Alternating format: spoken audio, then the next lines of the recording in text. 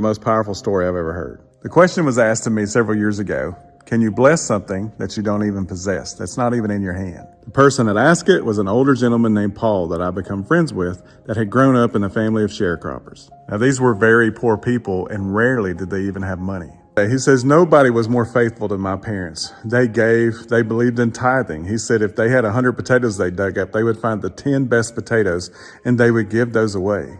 He said one evening my mom called us all in a family to come to the dinner table and said we all go to the dinner table, and he said this is where it got really strange. The table was empty other than plates and forks. There was no food on the table at all, and she asked everybody to sit down. Paul said to come to find out that they didn't have any food in the house. And he says, when I say no food, I don't mean it's just not what we wanted to eat. He said there was nothing in our house. And he said, I watched my mom say a prayer and bless a meal that we didn't even have.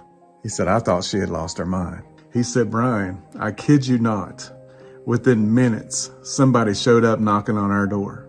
And what did they have? Several bags of groceries. He said, I thought my mom was crazy, but what I just witnessed was one of the greatest acts of faith that I'd ever seen. When she blessed a meal we didn't even have. He said, Brian, I learned two things that day. That my mama was in touch with God, and I better not ever mess with my mama again. Paul was just a small boy when that happened, but he grew up to be one of the greatest men that I've ever known. What you do when you have nothing matters.